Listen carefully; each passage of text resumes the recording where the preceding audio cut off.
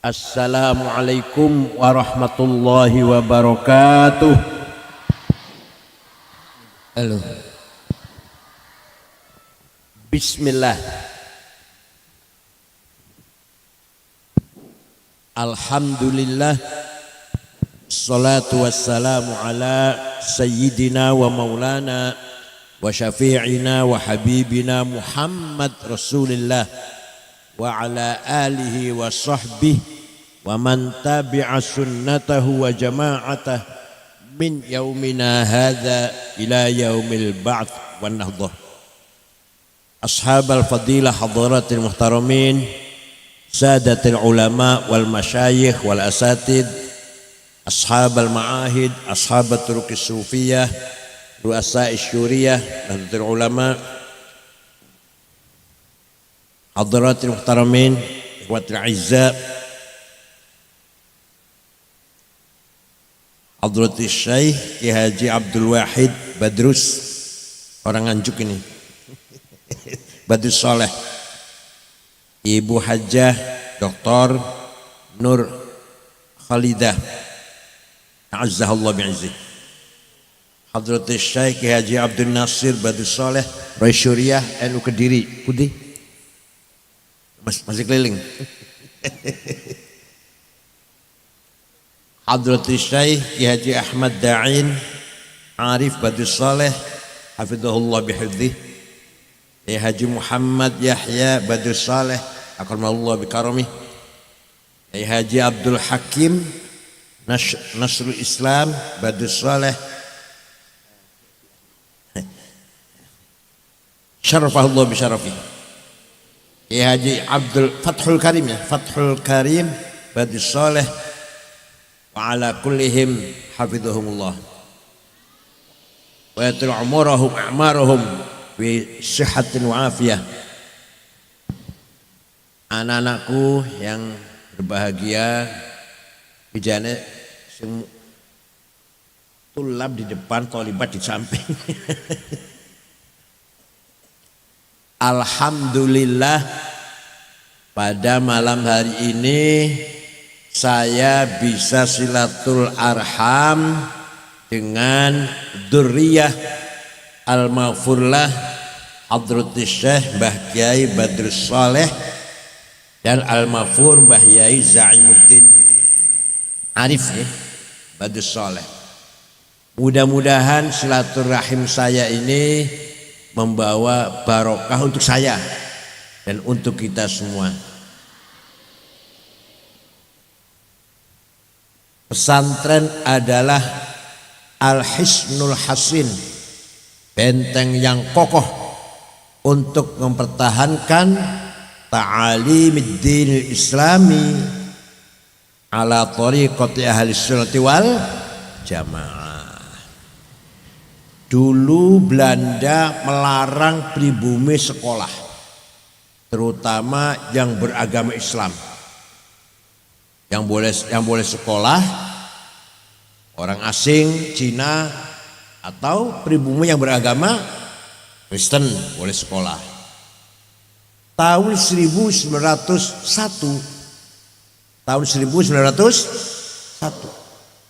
berubah. Belanda membolehkan pribumi yang muslim sekolah, dibuka lebar-lebar. Mereka mengatakannya adalah merupakan politik etik, politik akhlak. Bukan akhlak, bukan apa. Nah, orang-orang Islam yang nantinya akan jadi Muhammadiyah, belum lahir Muhammadiyah belum. Muhammadiyah lahir tahun 12. Yang nantinya akan jadi tokoh-tokoh Muhammadiyah menerima dengan senang. Belanda memperbolehkan umat Islam sekolah, maka mereka berbondong-bondong anak-anak muda Muhammadiyah sekolah. Yang nantinya akan jadi NU, boleh Kiai Wahidin modelnya ngeten iki, malah mengharamkan sekolah. Ayah saya mengharamkan sekolah. Karena ayah saya bukan kiai kuno banget, wafat tahun 90. Sekolah haram, hanya SD yang boleh. SMP nggak boleh karena pakai serual pendek, kelihatan auratnya. Laki-laki itu, anaknya Aisyah semua laki-laki. Kelihatan pahanya nggak boleh laki-laki kalau sudah besar SMP. Nah, ringkas cerita, akhirnya akibatnya Muhammadiyah mengerti tentang ilmu-ilmu sosial, ilmu-ilmu kemasyarakatan, organisasi, manajemen, administrasi, mengerti. NU gak ngerti, tapi NU berjasa besar mempertahankan tafakuh fiddin. Akhirnya di pesantren ulama alim-alim, di Muhammadiyah tidak ada orang alim, tapi Muhammadiyah berjasa besar. Berjasa apa? Menjaga Islamnya orang-orang yang kerja di kantor pemerintah. Banyak orang Islam kerja di kantornya Belanda. Lah itu dipelihara agamanya, jangan sampai murtad. Oleh siapa? Muhammadiyah. Tapi Muhammadiyah tidak ada yang bisa baca kitab, hafal Quran, nggak ada. Ya kalau ada satu dua lah. Di NU semuanya kiai pesantren, fuqaha, mendalam pemahaman agamanya, tapi tidak bisa menjaga orang-orang yang kerja di kantornya Belanda. Nggak mampu itu. Dua-duanya punya jasa lah, dua-duanya ada perannya. Tapi sekarang sudah nggak ada pola seperti itu, sama saja lah.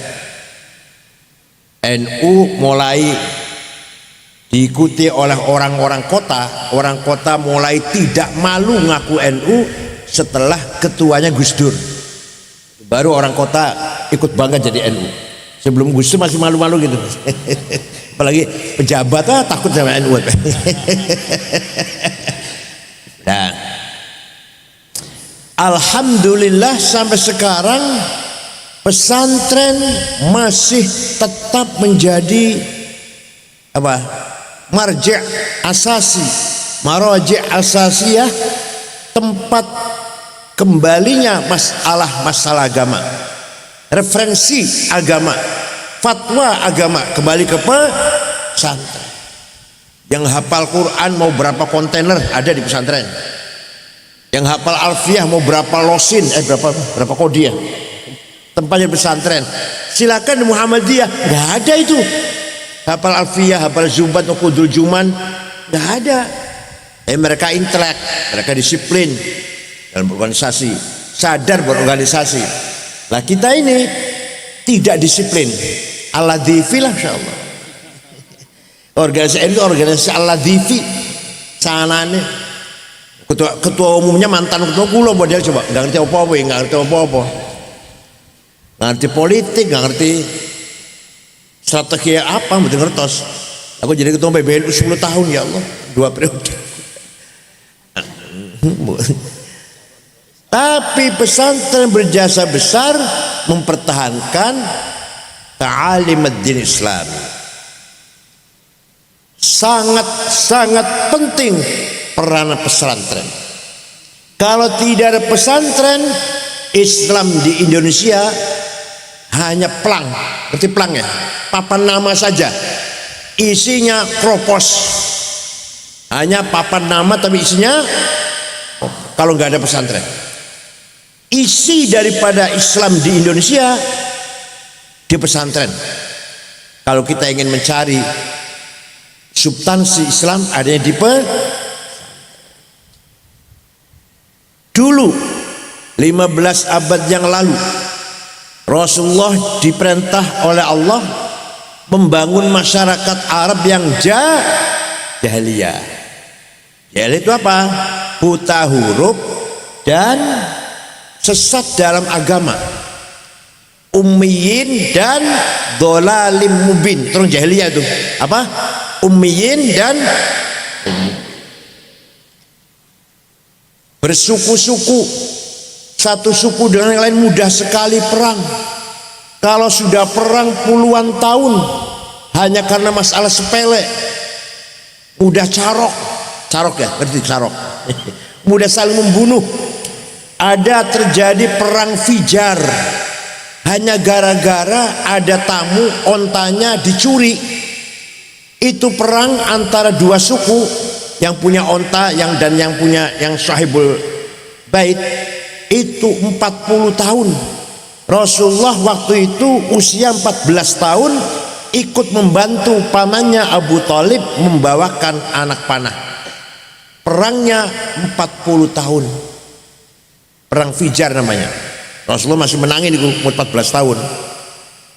Nyembah batu tanpa ada dasar teologi.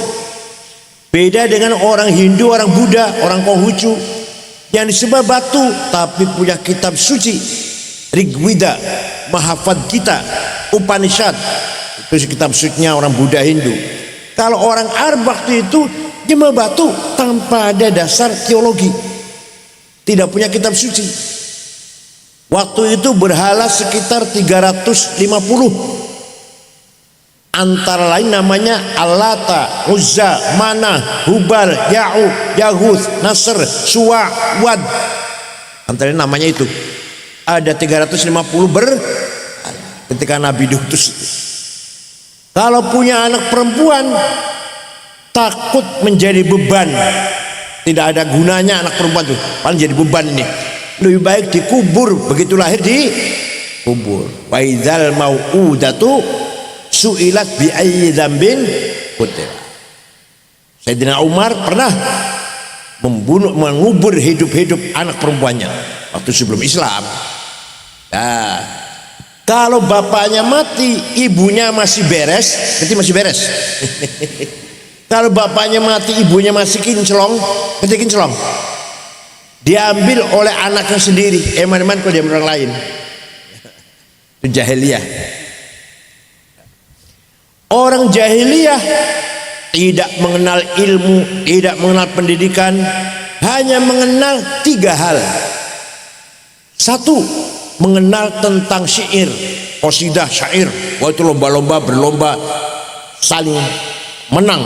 Yang syairnya baik dapat hadiah di pasar Ukad, pasar-pasar malam. Maka ketika Nabi Muhammad dakwah dengan membaca Al-Quran, kata mereka, kata orang Arab jahiliyah, Muhammad ini pengen terkenal, maka nyanyi terus pada Al-Quran, nyanyi terus pengen terkenal. Muhammad itu pengen dihormati. Quran menjawab, wa ma 'allamnahu syi'r wa ma yambaghilah.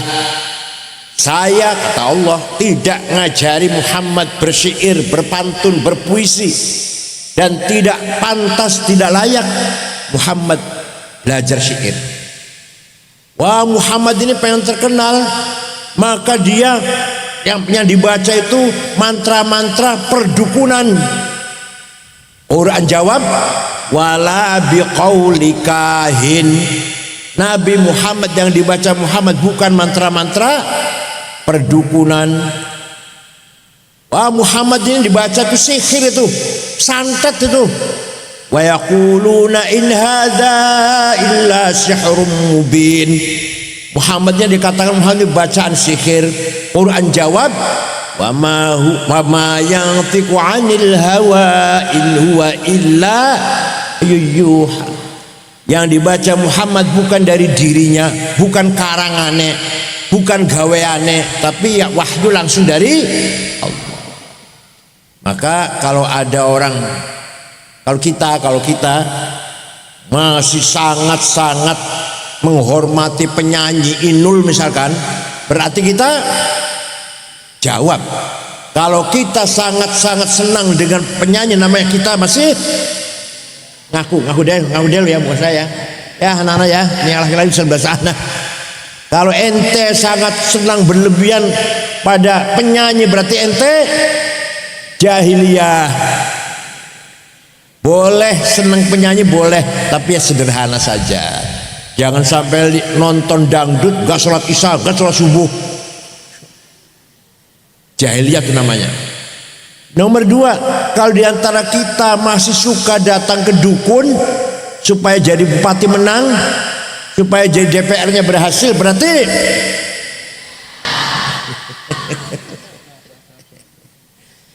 kalau kita percaya pada tukang santet agar membunuh atau membuat penyakit tetangga saya yang menjadi saingan saya, berarti kita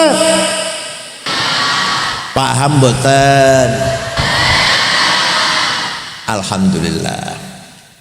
Masyarakat seperti itu Allah ngutus Nabi Muhammad bangun masyarakat seperti itu supaya menjadi masyarakat yang beragama dan berperadaban, berbudaya. Gimana caranya? Allah memberikan guidance. Huwallazi ba'atha fil ummiyina rasulan minhum yatlu 'alaihim ayati wa yuzakkihim wa yu'allimuhumul kitaba wal hikmah wa in kanu min qablu lafi dhalalin mubin. Dulu suara saya enak, dulu suara saya enak, juara baca Quran Kabupaten Cirebon.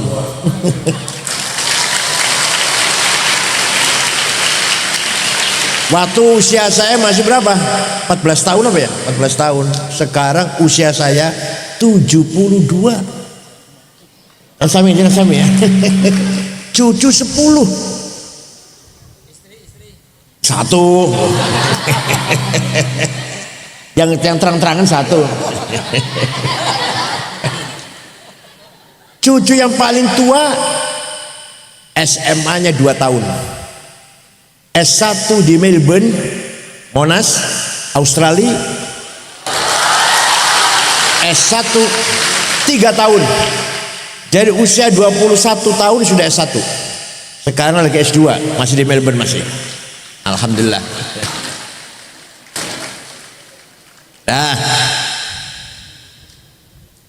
Muhammad caranya membangun masyarakat jahiliyah, pertama bacakan kepada mereka yatlu alaihim ayat, baca Quran.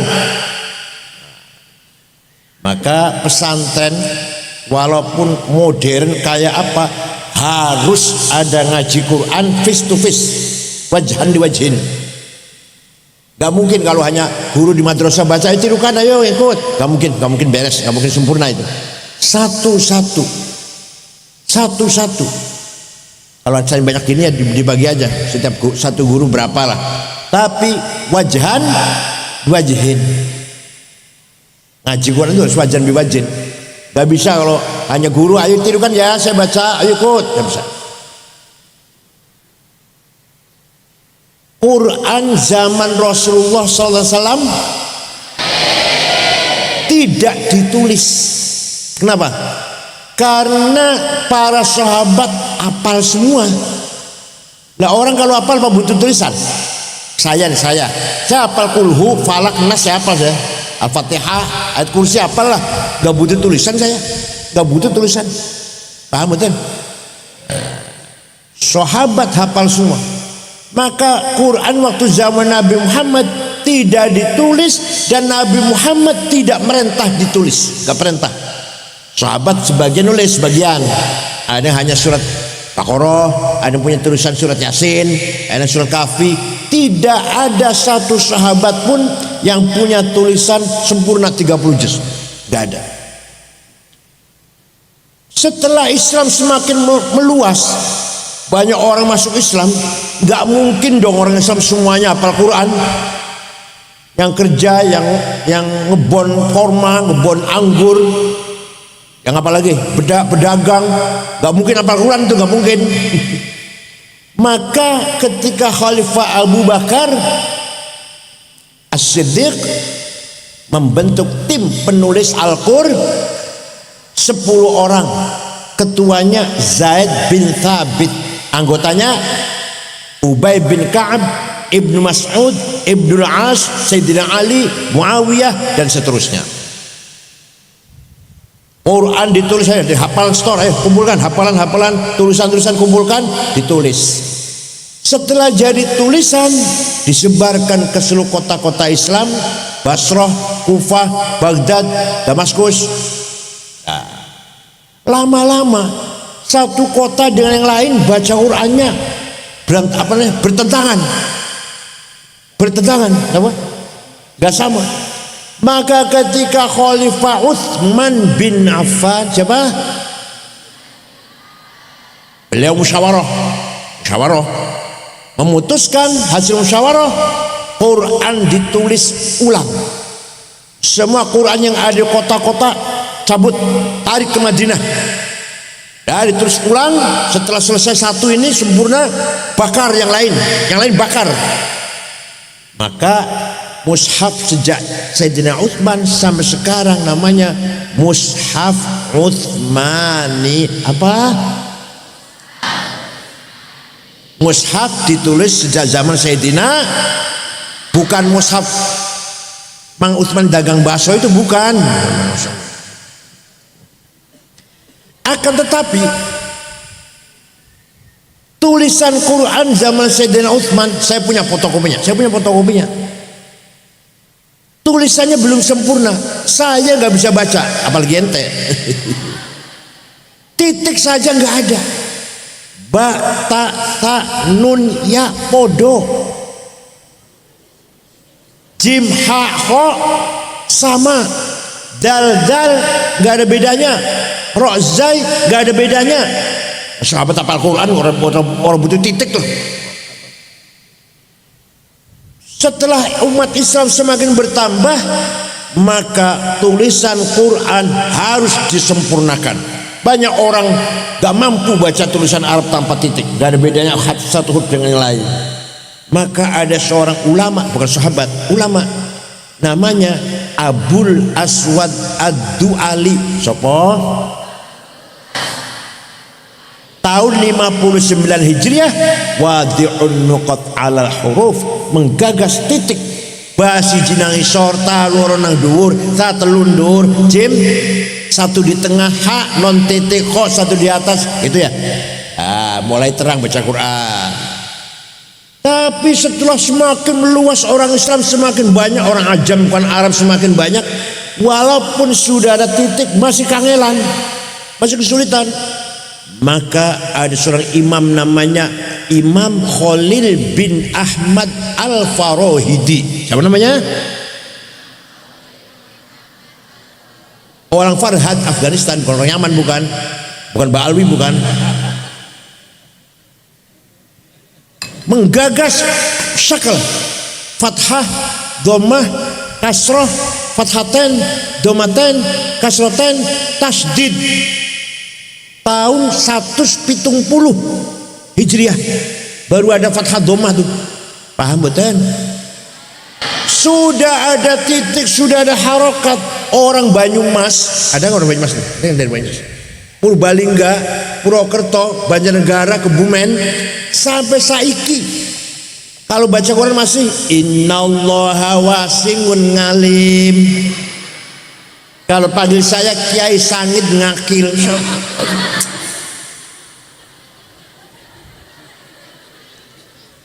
Artinya apa? Artinya keluarnya suara dari tenggorokan salah. Mengucapkan huruf, keluar suara salah. Maka ada seorang imam berjasa besar, namanya Imam Abu Ubaid Qasim bin Salam. Sopo? Tahun 224 Hijriah bikin ilmu tajwid di tilawatil Quran. Ilmu tajwid baru ada idhar, idgham bi gunah, ikhfa, iqlab, qalqalah, mad lazim, mad jaiz, mad tabi'i, huruf halaq, huruf mad. Siapa yang bikin? Siapa yang bikin? Yang bikin titik?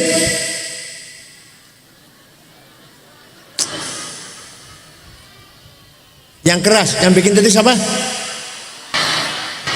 Cerdas. Makanya sarapan tuh jangan ampas kelapa, dedel otak ya. Klopo isi peres masih di dahar. Ya Allah, kasih mecin, kasih cabe, kasih bawang. Ya Allah, di dahar. Ampasnya ampasnya tok sorono santene di peres. Deder otaknya. Sarapan itu susu, madu, jahe merah, telur. Cerdas bakal nanti. Di sini sarapannya apa? Apa sarapannya? Ikan asin. Sarapan dari presiden itu. Ayo saya ulang. Yang bikin titik siapa? Yang bikin harokat siapa? Yang bikin tajwid siapa? Nah, sekarang Quran sudah sempurna tulisannya dan sudah ada ilmu cara membacanya, ilmu tajwid. Mari pesantren harus menjadi contoh baca Quran yang mujawwad. Saya paling sedih kalau ada di Jakarta khotib Jumat khutbah enak, begitu ngeluarkan dalil Quran berantakan bacanya. Sedih sekali. Di Jakarta banyak. Kenapa? Karena di Jakarta itu Jumatan sangat banyak. Setiap kantor Jumatan, masjid Jumatan. Kurang khotib. Ya khotib alah dadakan enggak apa-apa. Jenggot-jenggot enggak apa-apa, jenggot-jenggot khutbah semuanya. Baru bodohnya enggak pernah tengok udah. Nah. Banyak sekali orang Arab yang masuk Islam karena mendengarkan Al-Qur'an. Contohnya Umar bin Khattab. Beliau meninggalkan kota Mekah 2 minggu. Pulang dari keluar masuk ke kota Mekah, pulang mendengar adik kandungnya namanya Fatimah bintil Khattab dan suaminya Sa'id bin Amr bin Nufail masuk Islam. Umar marah, apa-apaan di saya ini, tempelengin. Datang rumahnya, sampai di depan pintu adiknya Fatimah sedang baca Quran. Bismillahirrahmanirrahim. Taha ma anzalna 'alaikal Qur'ana litashqa illa tadhkiratan liman yakhsha tanzilan mimman khalaqal arda was samawatil ula ar-rahmanu 'alal 'arsy istawa. Taha, wahai Muhammad, ma'azza alikal Qur'an litashqa, tidak sekali-kali aku turunkan Quran kepadamu untuk membuat kamu cilaka, tidak. Tapi Quran sebagai peringatan bagi siapa yang mau diingatkan. Diturunkan dari Tuhan yang menciptakan bumi dan langit. Dialah Ar-Rahman yang menguasai jagat alam raya ini dari aras sampai ujung alam. Itu Umar mendengarkan adiknya baca surat Toha, lumpur, terduduk, lemes. Bahasa Cirebon lumpruk, bacakan terduduk lemes. Gak jadi mau nempelin adiknya, gak jadi. Malah ketok pintu, adiknya membuka. Umar rebut kertas yang sedang dibaca oleh adiknya, ikut baca sambil kemeringat, keluar keringet dingin, gemetar. Selesai baca, Aina Muhammad al-an, nang di Muhammad Saiki di sana di jihad di rumahnya Arqam bin Abil Arqam. Umar lari, ketok pintu. Rasulullah sedang dengan beberapa sahabat di dalam rumah itu. Ketakutan para sahabat. Rasul dengan tenang, karena Umar terkenal preman, jawara, preman. Sahabat pada takut. Kanjeng Nabi dengan tenang membuka pintu. Sayyidina Umar masuk, memeluk Rasulullah, menyatakan masuk Islam, membaca 2 kalimat syahadah. Ini doa saya, kata Rasulullah, Allahumma qawwil Islam bi ahadi Umarain. Ya Allah, kuatkanlah Islam dengan salah satu Umar. Kalau enggak Umar bin Khattab, Amr bin Hisham, sapa kuwi? Abu Jahal, namanya Amr bin Hisham.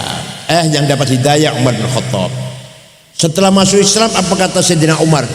Ya Rasulullah, mulai besok sholat jangan di sini, ngaji Quran jangan di sini, di masjid. Jangan takut, ada saya. Barang siapa, wahai orang Mekah, barang siapa yang ingin istrinya jadi janda, barang siapa yang ingin anaknya jadi yatim, lawan saya. Paham betul, paham enggak? Bangsa ingin mati, juga bangsa ingin mati, ayo lawan saya, nanti istrinya janda kan, anaknya juga yatim anaknya nanti. Jadi harus ada yang harusnya begitu. Kiai atau Nyai Kholidah, jangan takut mimpin pesantren Al-Hikmah ini, ada saya. Ada yang gitu, ada yang gitu.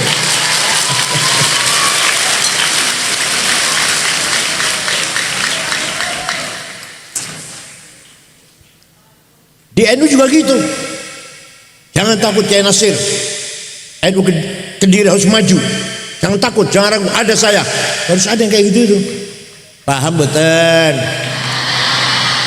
Tapi kelihatannya jeri-jeri penakut kelihatannya. Orang yang berani itu kelihatan mukanya tuh nggak ada yang berani ya Allah. Baru dulu Kiai Badrus Allahyarhamu sakti orangnya. Sakti.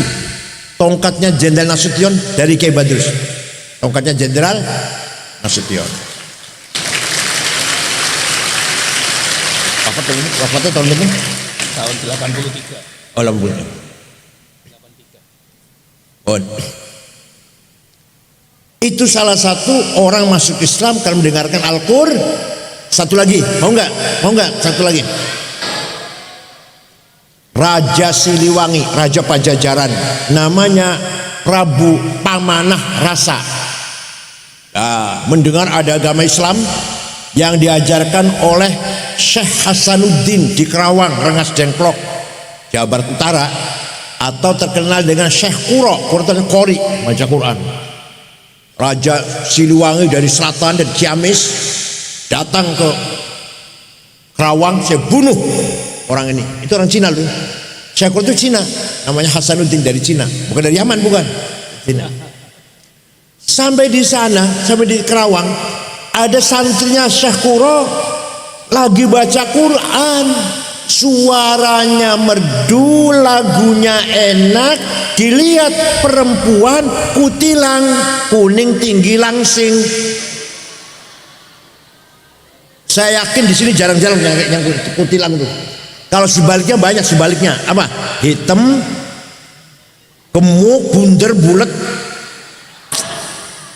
Ya banyak ya. Yang yang kutilang jarang itu. Namanya Subang Larang namanya. Itu Prabu Siliwangi jangan akan marah sama Syekh Kuro, malah klepek. Langsung Pak Haji, untuk saya saja saya kawin. Silakan, asal kamu masuk Islam. Udah masuk Islam, baca syahadat masuk Islam. Ada mas kawinnya apa? Tasbih. Saya cari berapa kontainer. Gak ada di sini. Ada di Arab adanya. Udah saya terbang ke sana. Dia keluar dari rumah Syekh Kuro mau terbang, hong. Bacanya hong, biasa bisa terbang hong tuh. Macet. Sekali lagi hong, gak bisa terbang.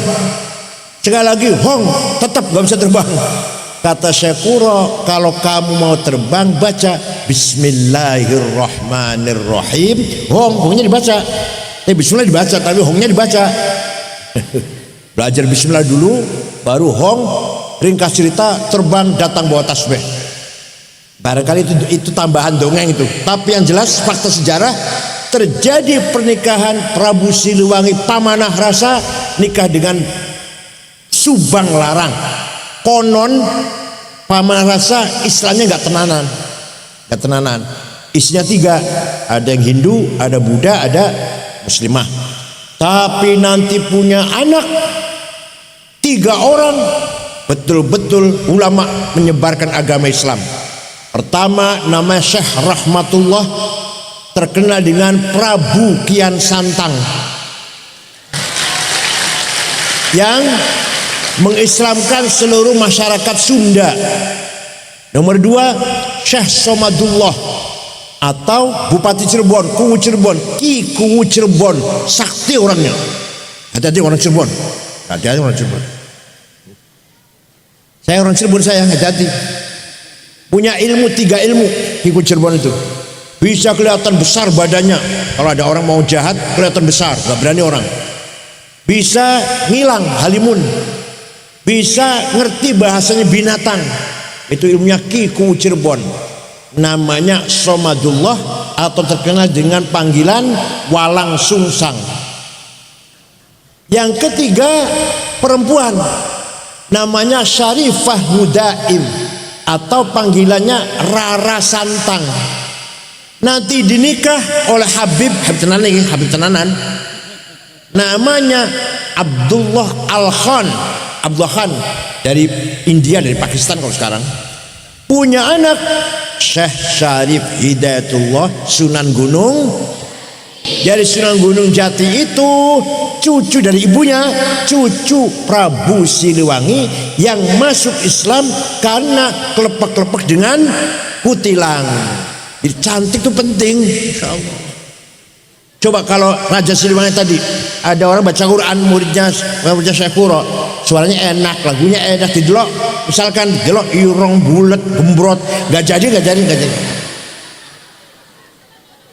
Jadi cantik itu penting buatan, ganteng penting buatan. Ya Allah.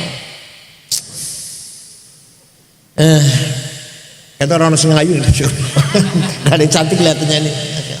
Cantik itu penting, cantik itu. Jadi ibunya cantik, suaranya enak, pinter. Allah.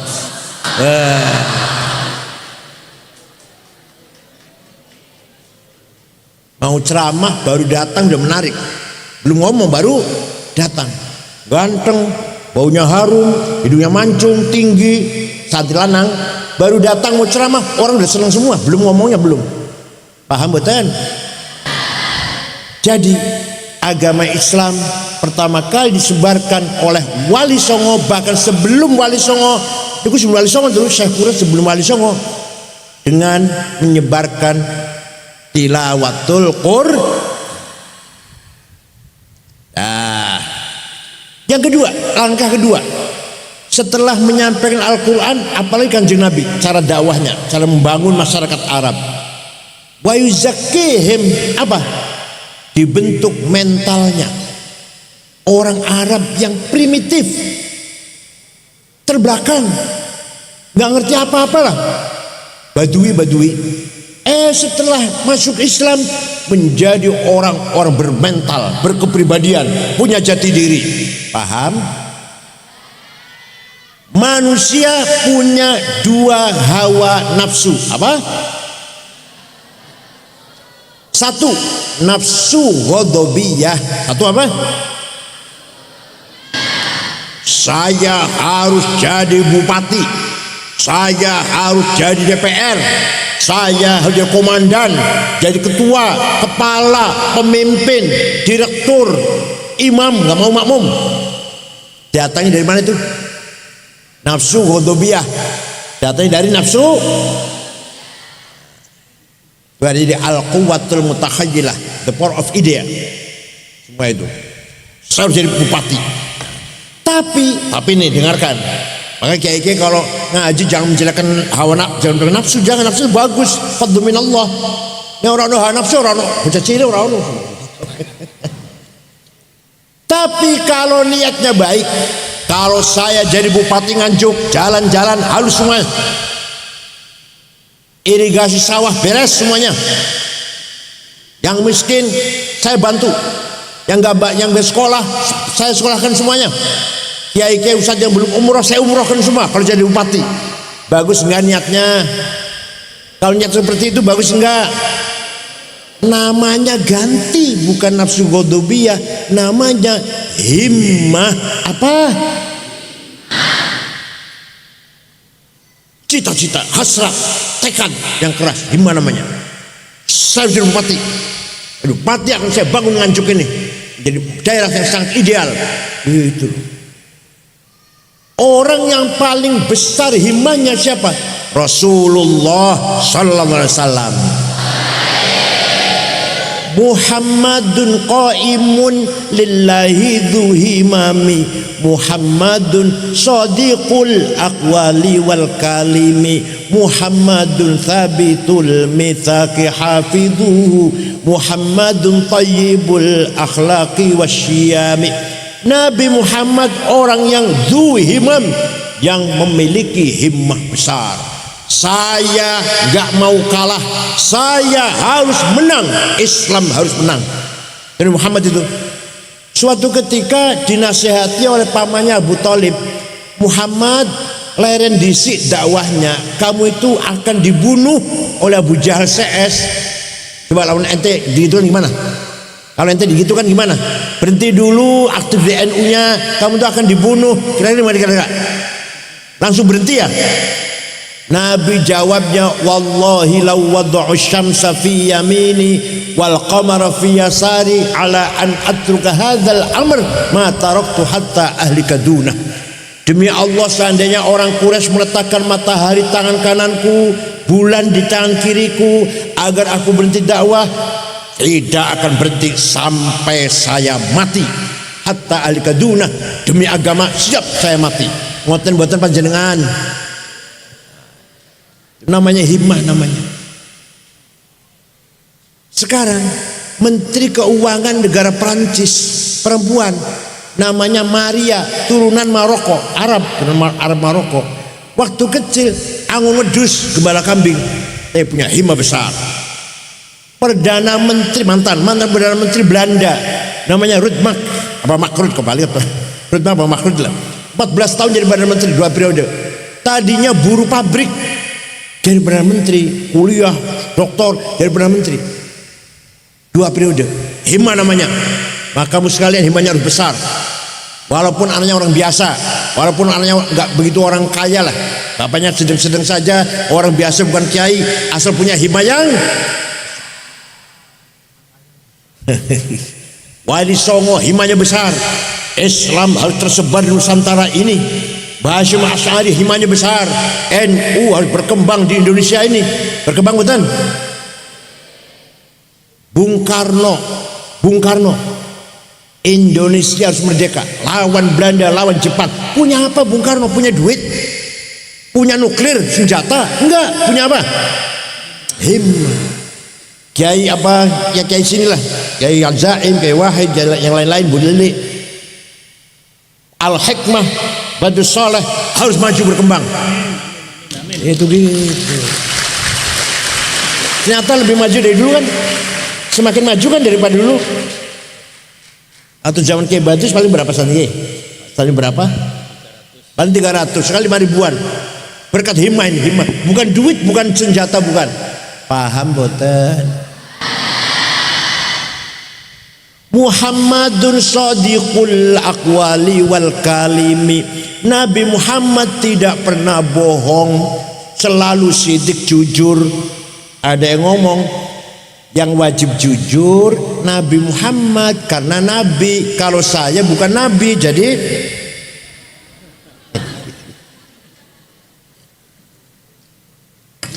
sifat sidik kelihatan sepele, diucap pun gampang nih.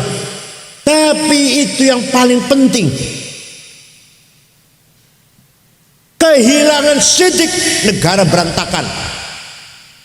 Begitu hilang sidik, minyak goreng hilang. Ya kan, minyak goreng hilang yang mana ya? Tahun 2 tahun yang lalu ya. Gara-gara hilang sidik, 8 triliun Kominfo hilang. Gara-gara kehilangan sidik, Indosuria korupsi 72 triliun. Masih kurang besar. Sekarang PT Timah terjadi korupsi 300 triliun. Bukan 300 miliar, bukan 300 miliar. Bukan 300 juta, bukan. 300 berapa? 1 triliun 1000 miliar, 1 miliar 1000 juta, 1 juta 1000 ribu. Seandainya untuk beli cendol, gimana kira-kira berapa itu dapatnya itu? PT Timah 300 triliun. Direkturnya namanya siapa itu? Muiz, divonis 6,5 tahun. Mahkamah Agung menolak, ditambah sekarang 20 tahun. Nah, itu baru betulan itu. Paham tidak? Malah Pak Prabowo bilang pantasnya 50 tahun itu. Pak Presiden. Ya Allah, jadi Indonesia ini kaya raya, hanya korupsinya merajalela, merata. Dulu zaman Pak Harto yang korupsi cuma kroni-kroninya. Sekarang reformasi, ketua DKI masjid korupsi, ketua pesantren korupsi. Gimana?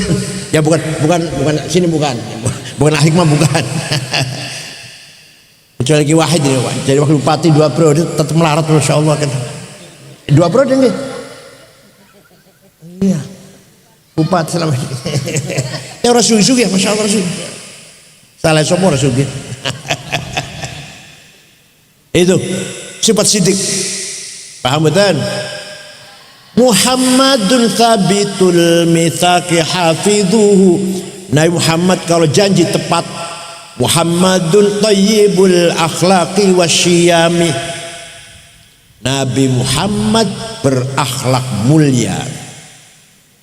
Wa innamal umamul akhlaqu ma baqiyat fa inhum dhahabat akhlaquhum dhahabu. Masyarakat Kediri atau Nganjuk terutama ini Kediri ya. Kediri martabatnya naik atau turun tergantung akhlaknya, bukan agamanya. Bukan ada orang mau ke Purwasri, bertemu Dimas, ke Purwasri, yang ditanyakan apa? Bukan agamanya apa ya, bukan. Orangnya baik-baik enggak ya? Oh baik-baik.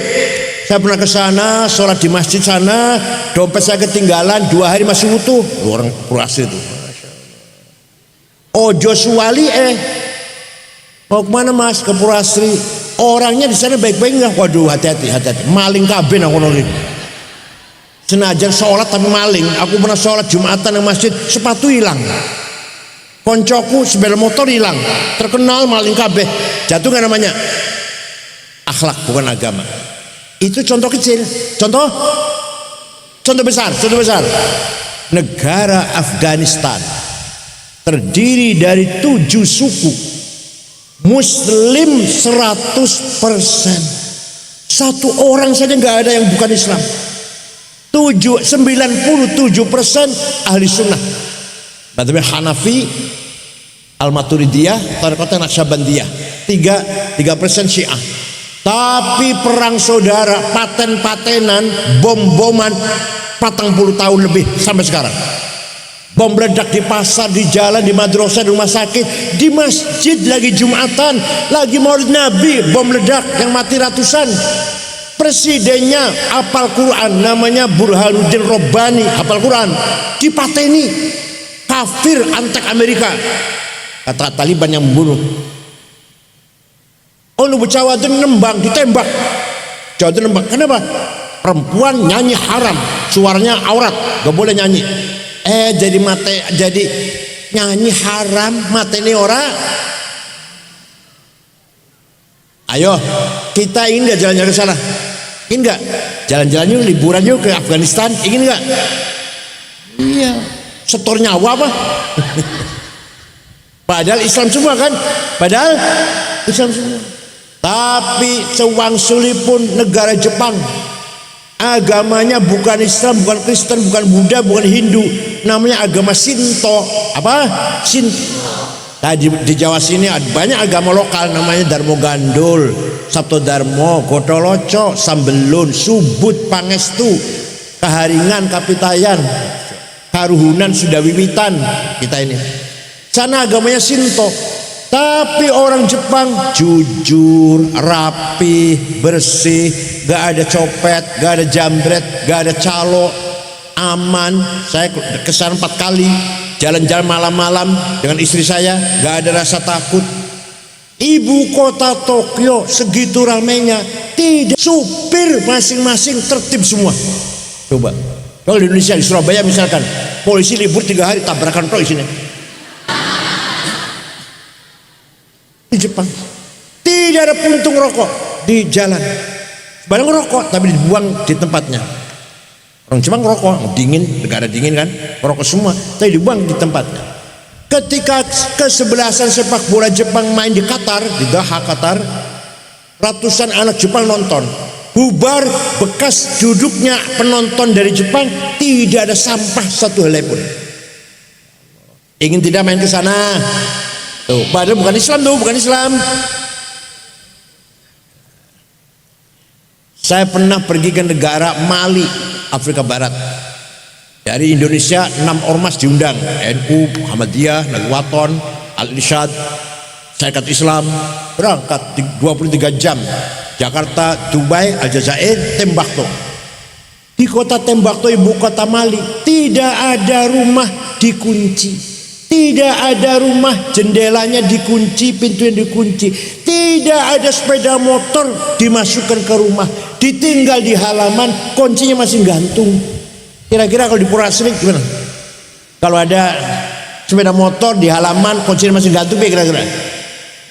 Kira-kira gimana kira-kira? Aman nggak? Pada NU semua, pada NU semua, ahli semua dah ya.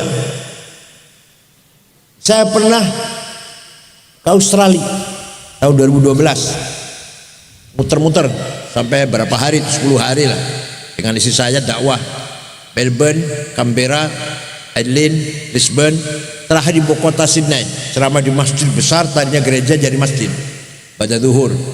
Besok mau pulang, berasar belanja oleh-oleh, celana, kaos, gantungan kunci, dapat 1 kardus, bawa ke hotel. HP saya lupa, hilang. Saya cari di kasur-kasur, pojok-pojok, nggak ada. Udah, nanti Jakarta beli lagi. Jam 9:30 ada orang ngetok pintu, saya buka, petugas hotel, dengan ada anak laki-laki bawa HP saya. Ini HP bapak ketinggalan di toko saya. Kira-kira kalau ada HP ketinggalan di warung Pura Asri, mana kira-kira? Ya itu akhlak namanya. Namanya apa? Rasulullah SAW tahun 8 Hijriah pergi ke Mekah, diikuti dengan kurang lebih 12.000 sahabat. Sebelum masuk kota Mekah, berkemah dulu. Orang Mekah melihat ketakutan.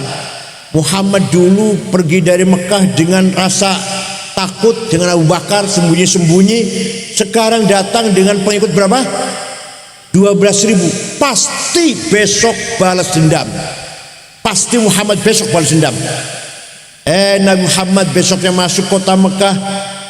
Al-yaum yaumul marhamah. Tidak ada balas dendam. Saya maafkan. Yang dulu melempari saya maafkan. Yang dulu membunuh sahabat Yasir dan istrinya Sumayyah, saya maafkan. Yang dulu menjemur Bilal di padang pasir, saya maafkan.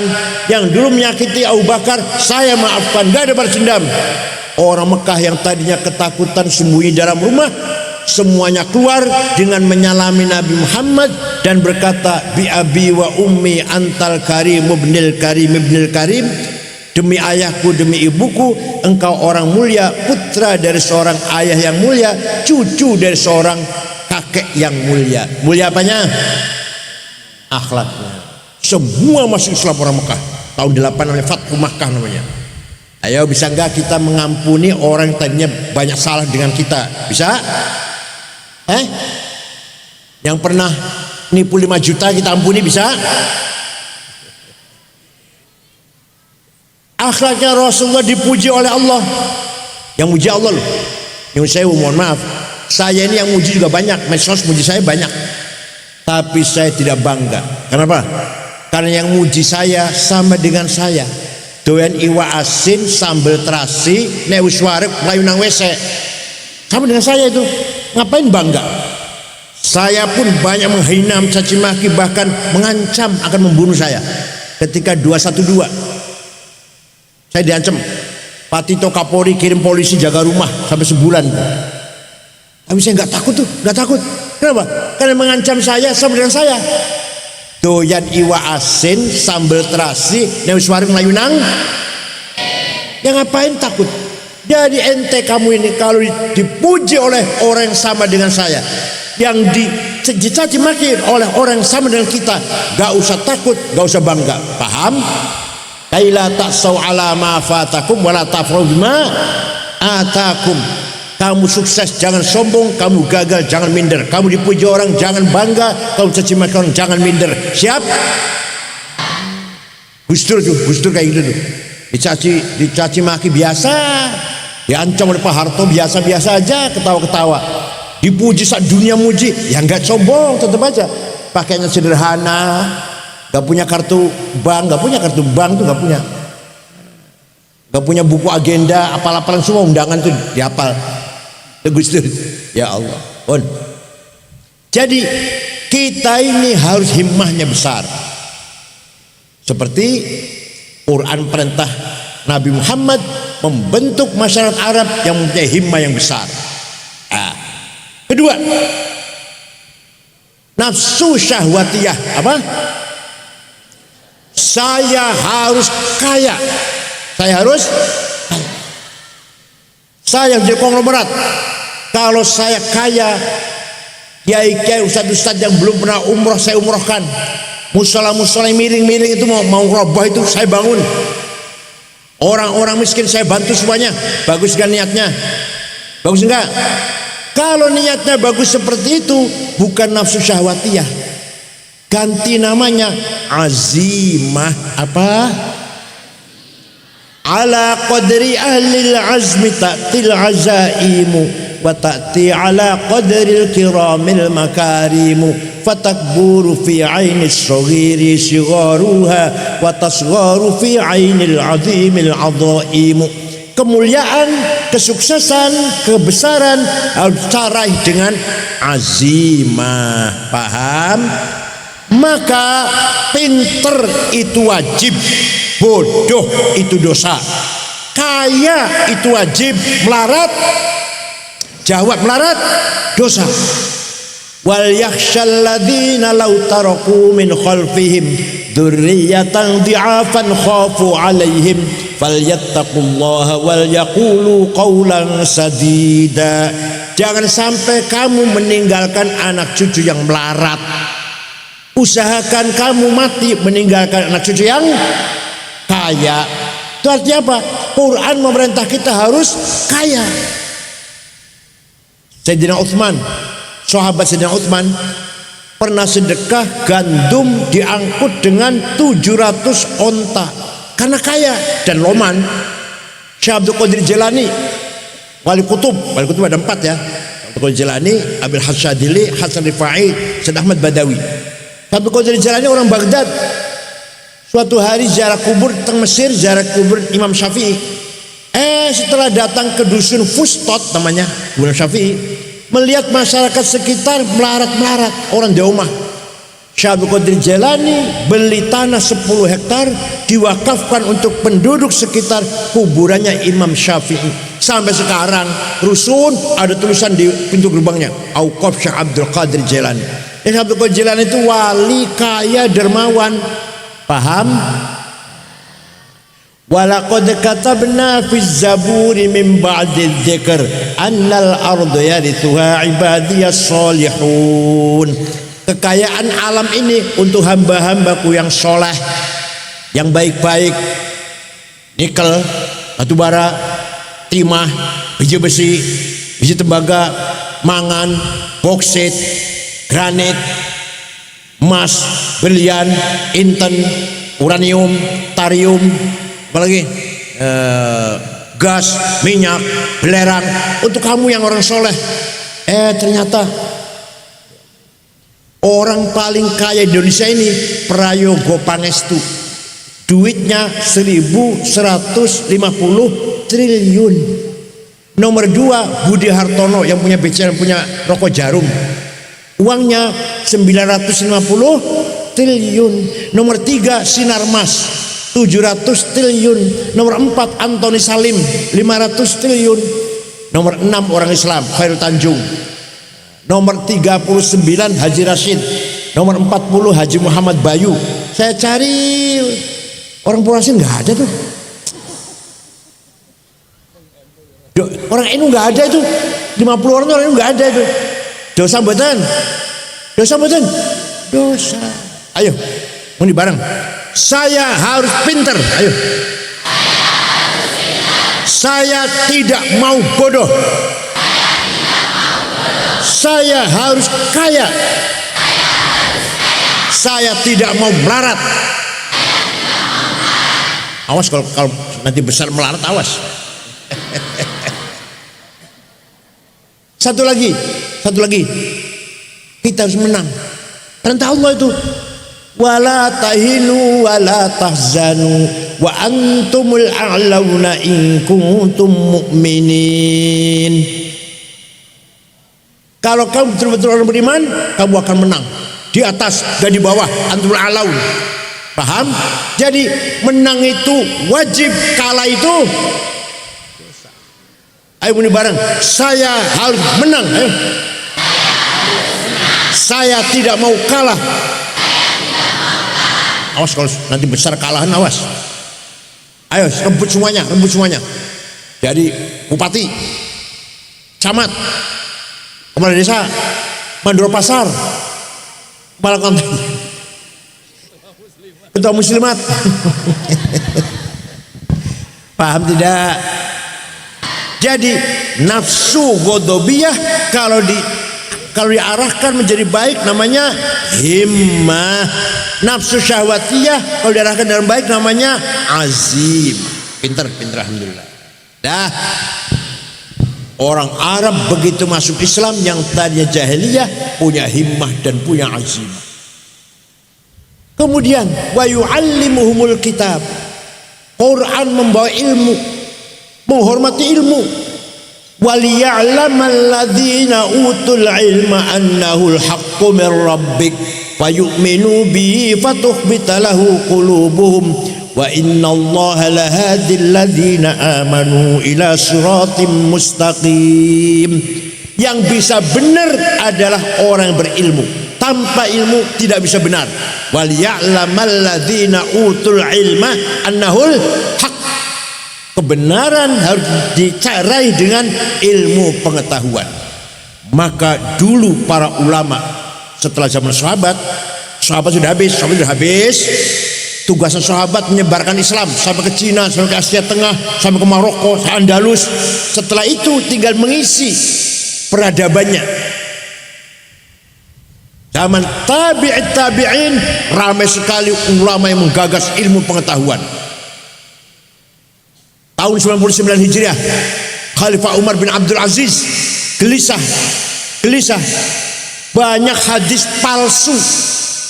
Memanggil satu ulama namanya Syihabuddin Romahurmuzi. Siapa? Syekh, bisa nggak bikin ilmu menseleksi informasi hadis mana yang benar mana yang enggak? Siap. 1 minggu jadi ilmunya. Lapor khalifah, udah jadi ilmunya. Apa namanya? Mustalahul hadis. Hadis bisa sahih kalau syaratnya 4. 1, antara guru dan murid dan guru muttasil, ketemu. Kalau saya mengatakan kata Gus Dur itu benar, saya ketemu. Tapi kalau saya bilang kata Mbah Hashim, saya nggak benar, saya nggak ketemu Mbah Hashim, berarti nggak sahih. Murid dan guru harus ketemu. Yang kedua, gurunya dhabit, gak pernah lupa, cerdas, hafalan. Yang ketiga, gurunya thiqah, gak pernah nyolong bawang, 1 butir bawang. Atau yang gampang contohnya, tidak pernah nyolong sendal di masjid. Paling gampang contohnya, kalau gurunya pernah nyolong sendal di masjid, dhaif hadisnya. Nomor 4, adil. Itu hadis sahih. Kurang 1 syarat, hasan. Kurang 2 syarat, dhaif. Dhaifnya maktu, maudhu', mauquf, munqati', mursal, mu'allal, munkar. Diajarin kan di sini? Tanya pada agama lain. Silakan pergi tanya pada gereja, romo atau pendeta. Panjenengan kalau menerima informasi Bible itu ada ilmunya enggak? Oh ini benar ini 100%, ini kurang benar. Tanya, ada enggak ilmunya mustalah hadis? Enggak ada. Cara baca Bible itu ada idhar, idgham, ikhfanya enggak, romo, pendeta? Enggak ada. Paham enggak?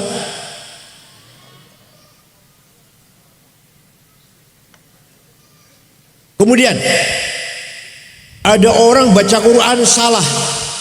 Wa annallaha bari'um minal musyrikin wa rasulih. Allah tidak melindungi orang musyrik dan tidak melindungi Rasulullah. Salah. Yang benar bacanya wa annallaha bari'um minal musyrikin wa rasulah. Allah tidak melindungi orang musyrik dan Rasulullah pun tidak melindungi orang musyrik. Paham ya? Bedanya baca wa rasulih dengan wa rasul. Kalau wa rasulih Allah tidak melindungi orang musyrik dan tidak melindungi Rasulullah. Kalau wa rasulah Allah tidak melindungi orang musyrik, Rasulullah pun tidak melindungi orang musyrik. Lahirlah ilmu nahwu, baru ada terminologi mubtada, khobar, fa'il, naibul fa'il, maf'ul bih, maf'ul mutlaq, maf'ul ma'ah, hal, tamyiz. Siapa yang bikin? Imam Amr bin Kumbur. Siapa? Yang terkenal panggilan Imam Sibaweh. Kitabnya namanya Alkitab, 5 jilid saya punya itu. Pertama kali ada kitab Nahwu. Ya. Ada ulama mendalami bahasa Al-Quran. Al-Quran dari sisi konten makna luar biasa. Tidak ada satu kalimat pun omong kosong dalam Al-Quran itu. Pasti ada artinya. Lahirlah ilmul ma'ani. Paham? Cara menjelaskan, cara memaparkan Al-Quran itu gampang, gamblang lah. Enggak sulit-sulit, enggak. Gampang dipahami. Lahirlah ilmul bayan. Redaksinya Quran sangat indah, kadang pakai majaz, metafor, kadang isti'arah, kadang kinayah, kadang amsal, perumpamaan. Lahirlah ilmul badi'. 3 ilmu itu, ilmul ma'ani, ilmul bayan, ilmul badi', namanya ilmul balaghah. Dengaran sopo? Amr bin Ubaid. Sopo? Alhamdulillah paham. Luar biasa ini, pinter-pinter. Itu yang agama. Pertama kali ada tafsir lengkap dari Fatihah sampai An-Nas, At-Tabari, Ja'far Ibnu Jarir At-Tabari, 10 jilid. Bukan orang Yaman, orang Tabaristan. Betul, bukan orang Yaman, bukan Ba'awi, bukan orang Tabaristan. Nusibawi bukan orang Yaman, Mukhalil bukan orang Yaman, Syekh bin Romah Hurmuzi bukan orang Yaman. Ahli tafsir Tabari, Zamakhsyari, Fawrozi bukan orang Yaman. Paham betul? Nah, begitu pula ilmu yang lain. Pertama kali di dunia ada dokter meneliti penyakit cacar, Al-Khisbah, Abu Bakar Ar-Razi. Kitabnya namanya Al-Hawi fit Tib. Amerika belum lahir, Eropa masih bodoh. Baghdad sudah ada dokter meneliti penyakit cacar. Pertama kali orang bikin kacamata, ilmu nadhariyah, optical. Siapa? Hasan bin Haytham. Pertama kali orang yang menyelidiki angkasa, ruang angkasa, Abdurrahman bin Hawqal. Pertama kali orang yang menyelidiki aliran darah dalam tubuh manusia, Abdurrahman bin Nafis. Yang menemukan aljabar, matematik, Jabir bin Hayyan al-Azdi. Yang menggagas angka 0. Dulu 0 itu nggak ada tadinya. 1, 2, 3, 4, 5, 6, 7, 8, 9, 10 X. 10 itu apa? X. 20. X-nya 2, 30. X-nya 3, 100. X-nya 10 jajar. 100. Abu Yusuf Al-Khwarizmi siapa? Menggagas angka 0. 10, 10. 20, 20. 100, 100. Gampang nggak itu? Gampang nggak? Sebenarnya susah itu. Itu jasanya orang Islam. Yang pertama kali bikin alat navigasi, alat yang menunjuk mana arah barat, mana timur, mana selatan, mana utara. Kalau kita sedang di laut atau di padang pasir bingung, maka ya, butuh alat itu. Yang menggagas pertama Ahmad bin Majid, Vasco da Gama, pelancong Portugis mengitari benua Afrika. Dia akan modar, akan mati. Tertolong oleh alat itu. Itu bikin orang Islam. Namanya Ahmad bin Majid. Namanya apa? Kompas atau pandom atau boslah. Berkembang menjadi alat navigasi pesawat udara. Pesawat kalau mau terbang ke Surabaya di Jakarta, pencet ya ke timur. Kalau mau ke Medan, pencet ya ke utara. Paham boten? Orang yang pertama kali nyoba terbang niru burung bukan orang Eropa, bukan. Abbas bin Farnas. Siapa namanya? Terbang sekali sukses seperempat jam, 2 kali setengah jam, 3 kali, 4 kali kaenaken keasikan di atas, jatuh mati. Tapi orang pertama terbang Abbas bin Farnas walaupun mati. Paham betul? Orang pertama kali menggagas organ, alat organ itu alat musik, organ. Bukan orang Eropa, bukan Amerika, belum lahir Amerika. Tapi bahasa Arabnya al-qanun, alat musik itu. yang menggagas Abu Nasr Al-Farabi. Saya punya bukunya, namanya Al-Musiqal Kubra, The Big of Music. Ya Allah, dikira itu orang Islam ketika abad kedua Hijriah dan ketiga dan keempat. Ma'mun, Mu'tasim, Wathiq, Mutawakkil. Khalifah 4 inilah agama Islam, sumber dari peradaban, ya, pusat peradaban Baghdad, kemudian pindah ke Mesir, kemudian berkembang ke Andalus, Spanyol. Maka kebanyakan ulama di Irak, Baghdad, Basra, Kufah, Mesir dan Andalus, bukan Yaman. Ayo sebut nama ulama siapa? Pasti dari 3 kota itu, dari 3 negara itu. Ghazali, Haromen, Bakilani, Syehristani, Rozi, dari Irak semua itu. Imam Hasan Basri, Sufyan Tsauri, Abu Adawiyah, Syabul Qadir Jalani, Abu Hanifah, Ahmad bin Hanbal, dari Baghdad. Yang dari Mesir, Imam Syafi'i, Syadili, Suyuti, Damanhuri, Dasuki, Bajuri, Said Muhammad Badawi, Syadili, orang Mesir. Ibnu Hazm, Ibnu Malik, Ibnu Rushd, Ibnu Tufail, Ibnu Bajah, Qurtubi, Syatibi, Andalus. Bukan zaman. Saya bukan karena saya nggak senang, memang iya. Disalah kalau ada kiai ngomong kalau nggak ada orang Yaman kita nggak ngerti apa-apa. Masya Allah. Wali Songo itu bukan dari Yaman. Sunan Ampel bin Ibrahim Samarkand, dari Samarkand, yang kuburnya di Tuban itu. Siapa lagi? Syekh Wasil, Mbak Wasil Stolol Gedong itu dari Nisabur. Ahmad Subakir dari Khurasan. Islam saya mau dulu itu sebelum Wali Songo. Paham boten? Orang Yaman datang ke sini setelah Belanda. Datang ke sini itu. Dah ilmu bangkit semua, belum cukup. Quran membentuk kepribadian yang sahibul hikmah. Apa? Wa yu'allimuhumul kitaba wal hikmah. Masya Allah. Apa itu hikmah? Nurun mubashir yakdifu ala qalbi man yasha. Direct illumination from Allah. Cahaya langsung dari Allah yang diberikan kepada hatinya siapa yang ia kehendaki. Namanya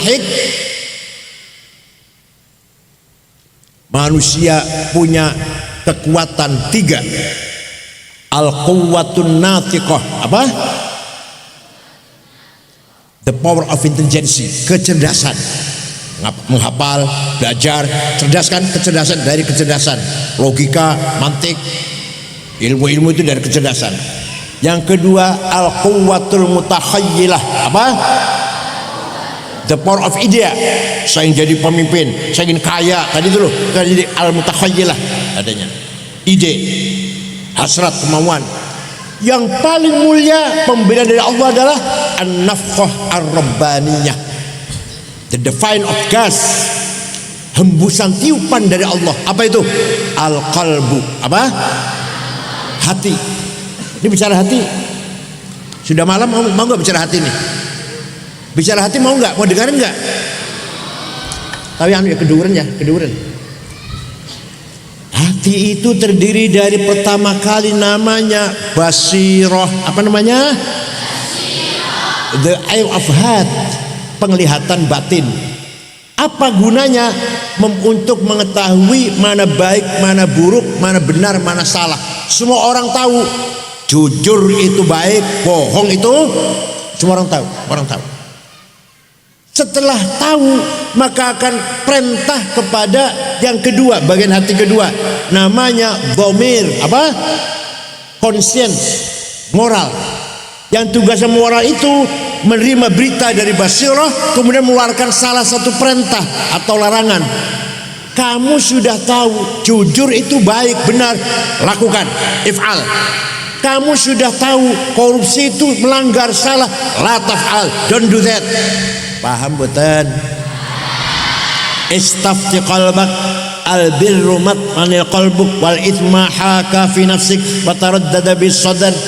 Tanya pada hatimu sendiri. Hatimu tahulah mana benar mana salah. Kalau kamu lakukan itu mantap, tidak ragu-ragu, berarti benar.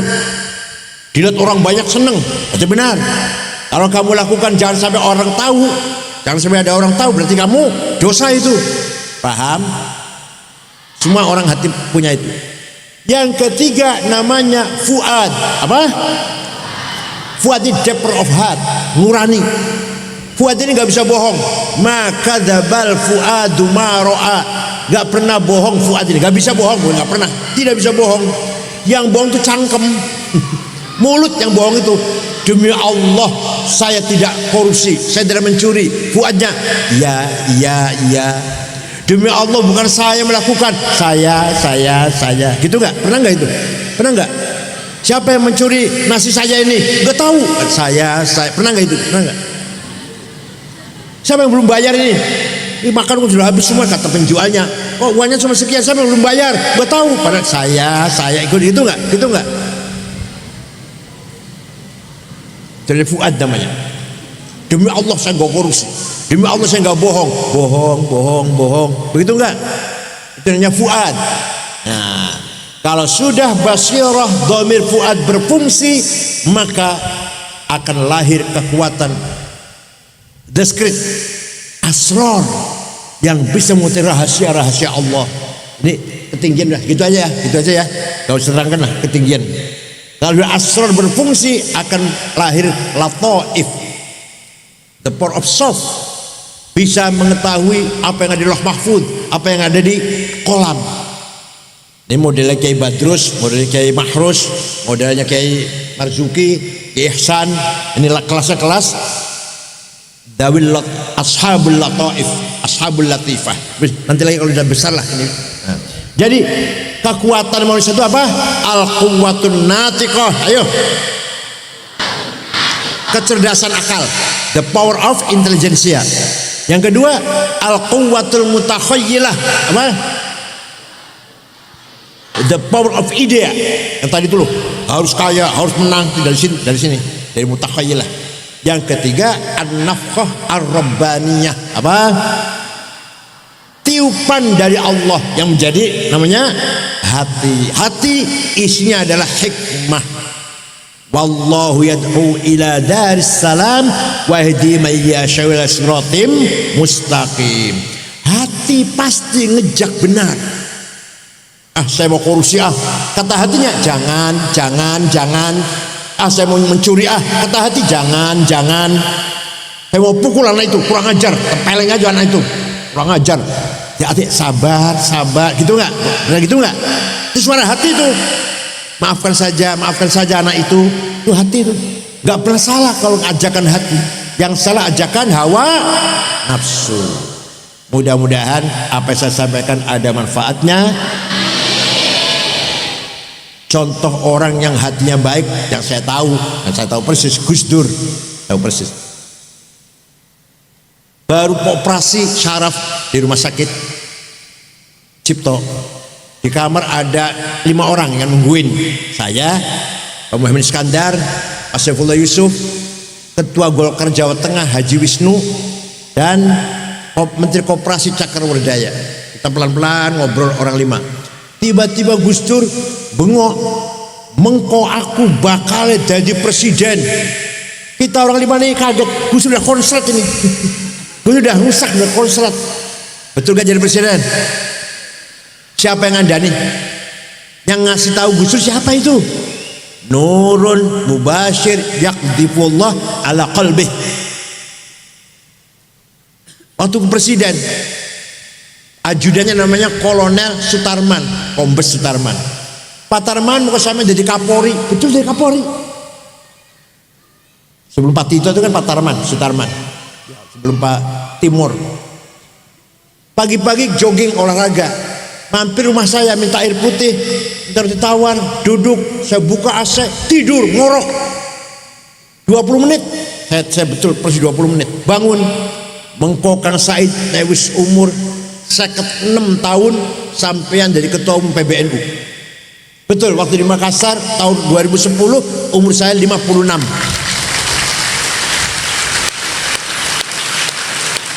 Pernah seminar di Gedung Pustaka Nasional, temanya mengenal jasa Jenderal Simatupang, JB Simatupang. Narasumbernya 4 orang, 2 muslim, Gus Dur dan Pak Rudini, Jenderal Rudini, 2 non muslim Katolik, Romo Muji dan Yakub Utama yang punya Kompas itu. Gus Dur datang nggak mau naik, di bawah dulu, yang 3 di atas.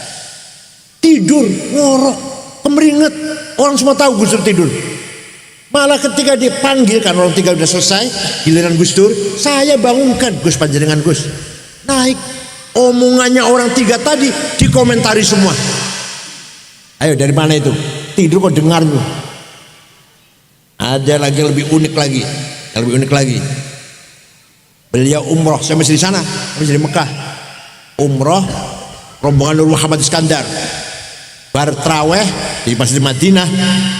Ayo kan Said golek ulama khawas. Ya monggo. Ada ulama jenggotnya panjang, sorbannya panjang, muridnya banyak, pendengarnya maksudnya. Kitabnya setumpuk. Niki Gus, betul. Jalan lagi di pojok sana ada ulama lagi ngajar, kitabnya setumpuk. Yang mendengar banyak, mendengarkan, jenggotnya dowo, jidatnya hitam. Niki Gus, bukan. Walhasil Gus ini bukan. Ada orang Mesir sendirian di atas sajadah. Sorbannya pakai sorban, tapi amamah, tapi kecil, betul besar, betul ageng. Niki Kang Said. Kami ngomong, juri saya suruh ngomong, padahal beliau juga bisa. Assalamualaikum, ini ada Al-Ustaz Abdurrahman Wahid, Rais Akbar Jam'iyah fi Indonesia, Jam'iyah Nahdlatul Ulama. Salaman. Ada apa? Ada bagus. Ya minta doa. Ya minta doa. Doa apa? Doa apa Gus? Selamat dunia akhirat. Selamat dunia akhirat. Didoain 10 menit lah. Selesai berdoa, beliau ini orang Mesir ini segera bangun, bangkit dan lari kenceng. Lari jalan kenceng agak lari. Sajadah diseret dengan ngomong gini, ya Rob, ma dzambi hatta tu'arifani iya. Dosaku opo ya Allah, kok aku lagi sembunyi ketangguhan wong iki lho. Jadi itu wali maktum, wali lagi sembunyi ben ojo ono sing weruh. Gus Dur tahu. Itu ceritanya. Itu persis saya dengan saya itu yang saya nganter-nganter. Ya Allah. Jadi ada wali maktum, wali lagi sembunyi, lagi nyamar, ketahuan Gus Dur. Itulah kemakrifatan Gus Dur. Namanya mendapatkan hikmah dari Allah. Mudah-mudahan santri namanya juga al-hikmah ya? Namanya juga al-hikmah kan? Iya, mudah-mudahan santri al-hikmah, mutakharijin al-hikmah, semuanya ashabil hikmah, ashabil ulum wal ashabil hikmah. Bismillahirrahmanirrahim. Alhamdulillahi rabbil alamin. Hamdan katsiran tayyiban mubarakan fih. Allahumma shalli ala sayyidina Muhammad wa ala ajma'in. Inna nas'aluka bi annaka antallahu la ilaha illa antal ahadus samad alladzi lam yalid wa lam yulad wa lam yakul lahu kufuwan ahad badi'us samawati wal ard an tuwaffiqana wa auladana wa talamithana bil a'mali shalihah wa tahfadhana wa iyyahum minal mihani wal fitan waj'alna wa iyyahum min makhraj jawz. Ya Allah, Allahumma ij'alna wa iyyahum min ibadika shalihin. Inna nas'aluka bimaqa'idil 'izzi min 'arsyik wa bimuntahar rahmati min kitabik wa bismikal a'la wa majzikal asna wa isyraqi nuri wajhikal ajla bi fadlikal karim wa judikal 'amim wa bi kalimatika tammati lati la yujawizuna bar wala fajir ya akramal akramin ya hasibu ya jalil antu sahila umurana wa taqdiya hajatina wa tuballigha maqasidana min maqasid dunya wal akhirah. Allahumma inna nashku ilaika dha'fa quwwatina wa qillata hilatina wa hawanana 'alan nas ya arhamar rahimin anta rabbuna wa rabbul mustad'afin. Ila man takiluna ila mu'adin tahajjamunana am ila adam malak umurna illam yakun bighadabun alaina fala nubali wa yara anna afataka hiya awsa'ulana na'udhu bi nuri wajhika alladhi ashraqtahu dhulumat wa sawla ala amri dunya wal akhirah min an yanzila bina ghadabuk aw yahilla alaina sakhatuk lakal udba hatta tarda wa la hawla wa la quwwata illa bik. Allahumma innahu laysa fis samawati dawarat ولا في الأرض غمرت ولا في الجبال مدرت ولا في البحار قطرت ولا في العيون لحظت ولا في النفوس خطرت ولا في الأشجار ورقات ولا في الأجسام حركات إلا وهي بك عارفات ولك مشاهدات وعليك دالات وفي ملكك متحيرات. فبالقدرة التي سخرت بها أهل الأرض والسماوات سخر لهذا المعهد الحكمة قلوب المخلوقات، سخر لنا قلوب المخلوقات، سخر لنا العلماء قلوب المخلوقات، وعطف قلوب العالمين بسنا قبولا بسلماهت. لا خير إلا خيرك ولا طير إلا طيرك ولا إله غيرك، لا يأتي بالحسنات إلا أنت، رفع السيئات إلا أنت، ولا حول ولا قوة إلا بك، لا مانع لما أعطيت ولا معطي لما منعت، الجد منك الجد. يا رحمن يا رحيم يا قوي يا متين يا فتاح يا عليم يا رزاق يا كريم يا حي يا قيوم، يا غياث المستغيثين أغثنا والمسلمين. لك الحمد ولك المشتكى وأنت المستعان وك المستغاث ومنك الفرج وعليك التكلان، ولا حول ولا قوة إلا بك. رب يسر ولا تعسر بالخير، وليتلطف ولا يشعرن بكم أحدا، وليتلطف ولا يشعرن بكم أحدا، وليتلطف ولا يشعرن بكم أحدا. ذلك لمن خشى ربه. ربنا آتنا في الدنيا حسنة في الآخرة حسنة وقنا عذاب النار. صلى الله على سيدنا محمد النبي الأمي وعلى آله وصحبه وسلم. سبحان ربك رب العزة عما يصفون وسلام على المرسلين الحمد لله رب العالمين. الفاتحة.